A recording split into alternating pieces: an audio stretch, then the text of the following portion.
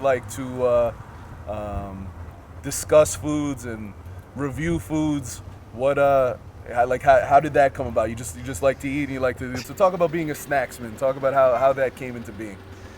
Yeah, I've always enjoyed food and I've had a relatively fast metabolism, so I've been able to eat pretty freely without getting too out of shape. So yeah, I've enjoyed my my snack food over the years, and I would start, putting these videos up just for fun. I always saw these like bodybuilders posting their meal preps, and it was always like chicken and rice, and I thought it was kind of boring. So just like, let's start putting pizzas up and candy and fun stuff like that. Juices was a big thing for a while, and I would be kind of a comedian about the whole thing, crack little jokes and have fun with it, and people grew to love that side of me. It was just like, it was such a contrast to the guy who was freaking out in his basement being super serious to this guy who was laughing about what kind of junk food and juice he was drinking. So that just was a whole nother persona, and people got to see more of who I was as an individual, and I think they really liked that.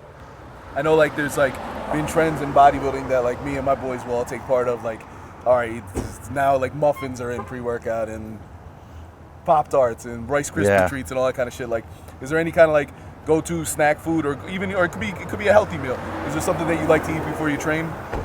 There's nothing specifically that I eat before I train. It's always kind of random. Nothing off the top of my head. Okay. It's just whatever I'm feeling at the time. But now, do you have like a specific meal you like to eat after you train, or is that random too? Much of my diet is pretty random, but at the same time, like I was telling you earlier, one thing I like to do, essentially, I'll kind of show you guys this when I do the Big on a Budget. I like to make my own version of like a Chipotle bowl. So I feel like that's pretty healthy. I get my vegetables in that way from the lettuce. I get the protein in the chicken, jasmine rice, and I kind of put a bunch of stuff into that. So that's kind of what has been my go-to meal recently. It's been something I eat pretty consistently throughout the day. But it tastes good. It tastes good. It's interesting. It's not just like I'm throwing some chicken and rice on a plate and, salting the hell out of it and eating that. I think guys lose sight of the fact, right, that like, there's obviously pre-contest bodybuilders who for, 12 weeks, 16 weeks are eating like these very strict regimented meals that are, 6 meals and somewhat identical and, portions weighed out and that sort of thing. But in order to eat healthy to build muscle, you don't have to eat that strict. You can actually eat food that tastes good, right? Talk about that. I feel like there has to be a middle ground of eating super strict and eating just whatever the heck you want. And for much of my life and my training, career, I was more on the former side where I was eating whatever I wanted all the time and I wasn't getting the protein in or the nutrients. Now I feel like I have a better balance with that, because at the end of the day, I'll still have some junk food or whatever, but throughout the day, I'm eating that protein with the lettuce, the rice, I'm having the animal packs, the animal omega.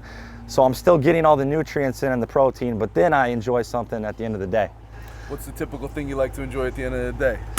Recently, the first thing that comes to mind right now, honestly, sorbet. That's been something I'm loving lately, raspberry or strawberry sorbet.